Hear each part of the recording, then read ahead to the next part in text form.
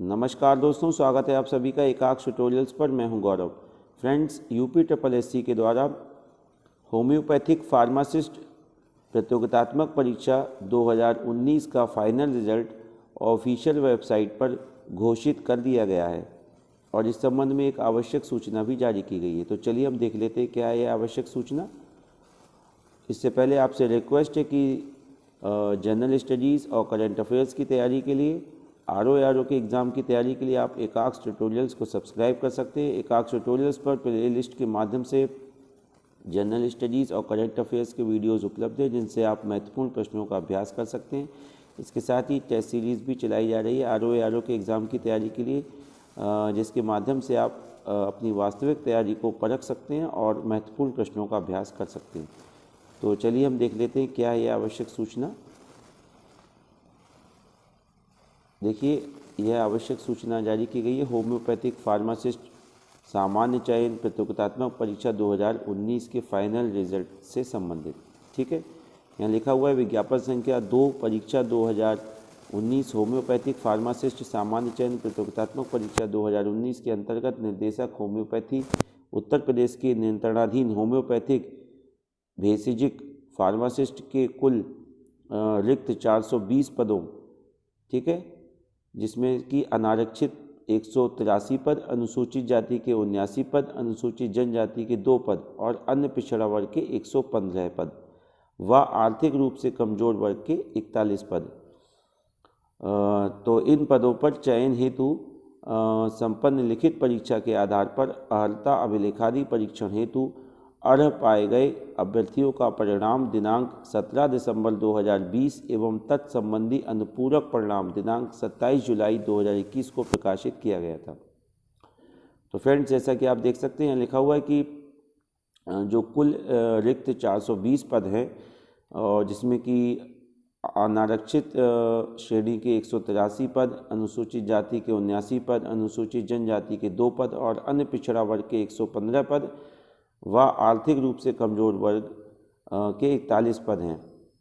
तो यह लिखा हुआ है कि इन पदों पर चयन हेतु संपन्न लिखित परीक्षा के आधार पर अर्हता अभिलेखादि परीक्षण हेतु अर्ह पाए गए अभ्यर्थियों का परिणाम दिनांक 17 दिसंबर 2020 एवं तत्संबंधी अनुपूरक परिणाम दिनांक 27 जुलाई 2021 को प्रकाशित किया गया था। आगे यह जानकारी दी हुई है कि आयोग द्वारा आयोजित लिखित परीक्षा में सफल अभ्यर्थियों की अर्हता अभिलेखादि परीक्षण के उपरांत उक्त विज्ञापित 420 पदों के सापेक्ष कुल 414 अभ्यर्थियों का अंतिम चयन परिणाम आयोग द्वारा दिनांक 2 नवंबर 2021 को अनुमोदित किया गया है। 414 अभ्यर्थियों का अंतिम चयन परिणाम आयोग के द्वारा जो है वो अनुमोदित किया गया है। ठीक है, जिसमें कि अनारक्षित 183 तथा आर्थिक रूप से कमजोर वर्गों के अवशेष 37 पद अर्थात कुल 220, ठीक है, और अनुसूचित जाति के 75, अनुसूचित जनजाति के 2 और अन्य पिछड़ा वर्ग के 113 पद हैं व आर्थिक रूप से कमजोर वर्ग के 4 अभ्यर्थी हैं। ठीक है, मतलब इतने अभ्यर्थियों का जो अंतिम चयन परिणाम अनुमोदित किया गया है। ठीक है, 420 पदों के सापेक्ष 414 अभ्यर्थियों का अंतिम चयन परिणाम आयोग के द्वारा अनुमोदित किया गया है। ठीक है, आगे लिखा हुआ क्षैतिज आरक्षण के अंतर्गत चयनित अभ्यर्थी अपनी अपनी मूल श्रेणी में समाहित हैं। आगे यह भी लिखा हुआ है कि एतद द्वारा यह भी सूचित किया जाता है कि अंतिम चयन परिणाम में 11 अभ्यर्थियों का औपबंधिक रूप से चयनित किया गया है। आगे लिखा हुआ है कि अध्याचनकर्ता विभाग के अभिमत के अनुसार विज्ञापन में आवेदन करने हेतु निर्धारित अंतिम तिथि 18 मार्च 2019 के उपरांत होम्योपैथिक मेडिसिन बोर्ड में पंजीकरण कराने वाले अर्हता धारित करने वाले अभ्यर्थियों को परिणाम से पृथक रखा गया है। ओके, साथ ही होम्योपैथिक फार्मासिस्ट पद हेतु निर्धारित अनिवार्य अर्हता 2 वर्षीय होम्योपैथिक फार्मासिस्ट डिप्लोमा के स्थान पर अन्य अर्हताएँ यथा BHMS आदि धारित करने वाले अभ्यर्थियों को भी परिणाम से पृथक रखा गया है। ठीक है, तो ये बहुत ही महत्वपूर्ण जानकारियाँ दी हुई है। आगे लिखा हुआ है कि आर्थिक रूप से कमजोर वर्ग के लिए आरक्षण के संबंध में विज्ञापन के प्रस्तर 6 भाग 2 खा में प्रकाशित विवरण के अनुसार आवेदन की अंतिम तिथि 18 मार्च 2019 के उपरांत निर्गत प्रमाण पत्रों को स्वीकार नहीं किया गया है। आगे यहाँ पर जानकारी दी हुई कि यह परिणाम माननीय उच्च न्यायालय इलाहाबाद लखनऊ खंडपीठ में योजित रिट याचिका संख्या, आगे याचिका संख्या लिखी हुई है, में माननीय न्यायालय द्वारा पारित आदेशों एवं भविष्य में माननीय उच्च न्यायालय में योजित होने वाली रिट याचिकाओं यदि योजित की जाती हैं में पारित आदेशों के अधीन होगा। ओके फ्रेंड्स, आगे यहाँ लिखा हुआ है कि प्रश्नगत विज्ञापन से संबंधित समस्त अभ्यर्थियों को इतत द्वारा सूचित किया जाता है कि होम्योपैथिक फार्मासिस्ट के कुल रिक्त 420 पदों के सापेक्ष 414 अभ्यर्थियों का अंतिम चयन परिणाम तथा गोपन अनुभाग के पत्र संख्या, आगे पत्र संख्या लिखी हुई है, दिनांक 2 नवंबर 2021 द्वारा संसूचित उक्त चयन परिणाम से संबंधित कट ऑफ अंक यथावत आयोग की वेबसाइट पर अपलोड किया जाता है। तो फ्रेंड्स, कट ऑफ अंक भी जो है यहाँ पर आयोग के द्वारा अपलोड किए गए हैं।